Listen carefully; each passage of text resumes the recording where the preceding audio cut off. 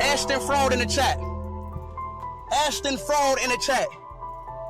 It ain't Ashton Hall, it's Ashton Fraud, man. A self-proclaimed fast social media star, Ashton Hall, whose entire online image hinged on his speed, was utterly humiliated not once, but 4 times by IShowSpeed, live for the internet to see. Today, we're dissecting the very public, very painful career implosion of Ashton Hall, orchestrated by the unyielding IShowSpeed. We'll unpack the viral races, the desperate coping mechanisms, the alleged multi-million-dollar lawsuit, and the ultimate shattering of an online identity built on a single, now debunked claim. If your entire online brand was based on one core skill and you publicly failed at it multiple times, what would be your strategy to pivot and salvage your career? Share your ultimate comeback plan in the comments below. Bro, you don't weigh enough, bro. Let's get it popping, bro.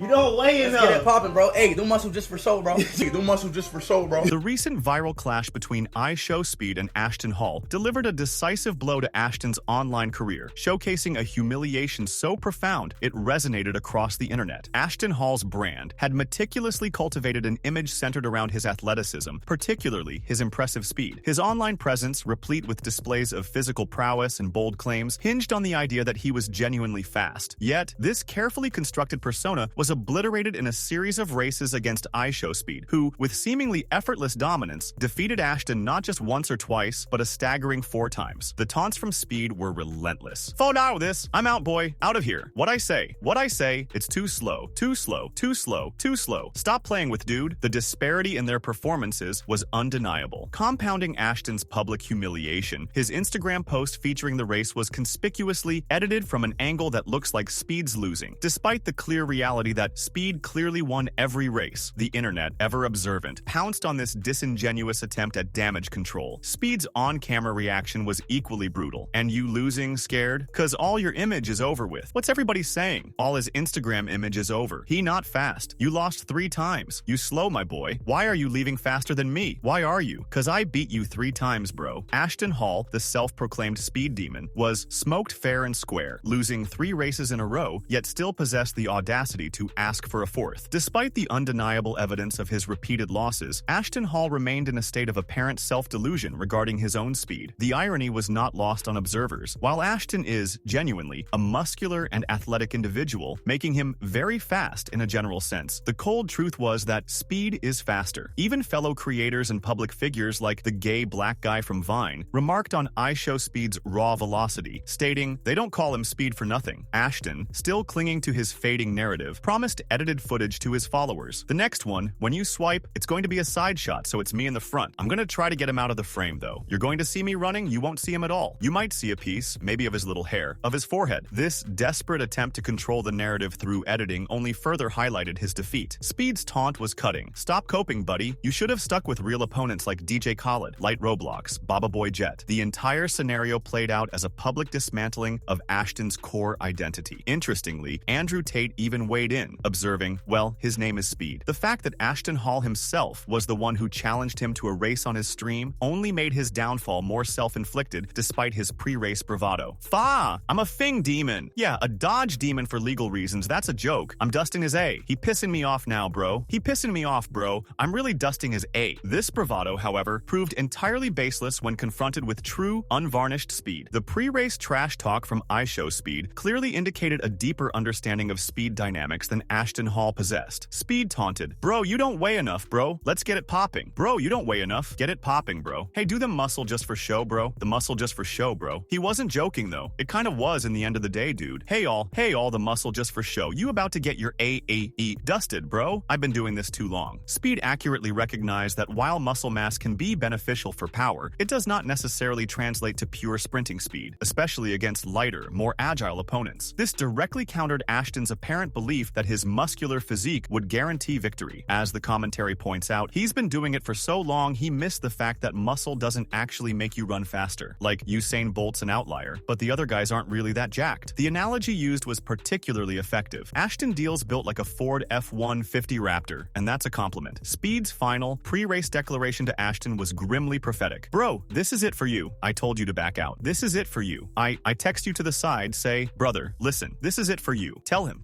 I won again. again. I think he's a bit too confident. The initial race saw Ashton lose dramatically, prompting Speed's immediate taunts. What I say? You slow. You a fraud. You're a fraud. Ashton's subsequent attempts to explain away his losses, blaming a fall or the grass terrain, only served to highlight his inability to accept defeat. After his initial, undeniable defeat, Ashton Hall, refusing to accept the outcome, immediately demanded a rematch, claiming he fell. Speed, ever the showman, obliged, setting the stage for further public humiliation. The result was equally crushing. Ready, set, go. Too slow, it's too slow. Okay, that's not even close, bro got smoked fair and square. Ashton, still in denial, then thought the grass was the problem and demanded yet another race, this time on the cement road. The outcome, however, remained unchanged. He got smoked on the cement road. The commentator expressed disbelief. I'm just shocked he didn't call him out to go on a real track. Ashton's team, in a desperate effort to salvage his image, attempted to rationalize the losses, with one saying, "Yo, get off his DEO. I know y'all on his team, but get off his DEO. That was not a tie." This blatant coping from Ashton Hall's team only invited further mockery. While "you win some, you lose some" is a valid quote, the obvious question arose, but where's the win? Is the win in the room with us right now? Ashton himself, in a moment of candid, yet still self-pitying admission, recounted the sequence of defeats. He beat me fair and square. He did, and I did ask to run it back. That's what I'm always going to do. Run it back, let me go. And turns out bro beat me clearly 4 times fair and square. First time I slipped, second time he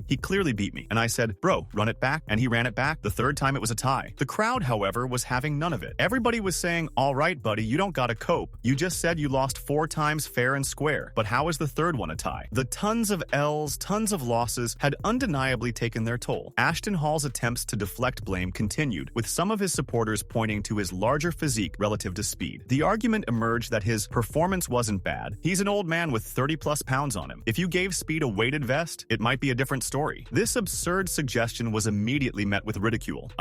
Yes, because the Olympics are notorious for matching the weight classes. You know, they're all just wearing freaking weights in their shoes like Goku. This level of cope was deemed intergalactic, a desperate attempt to find any excuse for the undeniable defeat. Another comical defense involved the footwear. Running barefoot is crazy. True, they got to put some shoes on. They need them Jordans. However, the consensus was clear. I really don't think the shoes were the issue in this one, though. I'm sorry, Ashton Halls, but Speed's toe got up. Bye-bye, Israel. Beyond the on-track humiliation, the fallout escalated dramatically with an alleged legal threat. A viral TikTok video claimed that Ashton Hall is officially suing Speed for a $20 million after Nike dropped his brand deal after he lost the race. This immediately raised skepticism. What does Speed have to do with the brand deal? The commentary strongly suggested that the creator of this TikTok was spreading misinformation to 8.5 million people, as no credible evidence of such a lawsuit or Nike dropping Ashton Hall could be found elsewhere. The conclusion was firm: 100% misinformation. The humiliation for Ashton Hall extended beyond the races and the alleged lawsuits, delving into deeply personal territory. Kai Cenat, observing the events, noted Speed's relentless verbal assault. Speed was talking crazy. I would have taken it as disrespect. However, Cenat also delivered the hard truth. The problem is, you got smoked 4 times. You can't really fight back after that. You're going to look like a sore loser. The psychological warfare intensified. Speed continued to taunt Ashton, boasting, "I'ma look back at you while I'm running. I'ma look back over my shoulder. Here we go. I love it. I'ma look back. I love it." His earlier claims of humility, "I said I was going to be humble after I win," were quickly abandoned. The true moment of identity shattering came when Speed, in a final act of utter disrespect, took Ashton Hall's Saratoga water bottle and started drinking it in front of him. This seemingly small act was, in fact, devastating. As the commentary eloquently put it, he just shattered this dude's identity. Ashton Hall, left to read comments in silence after being humiliated by Speed, became a figure of pity for some. I'm starting to kind of feel for this guy, man. The situation was even framed in Fortnite terms. Speed 4 zeroed Ashton in a box fight tourney and then emoted on his reboot card by drinking his jug.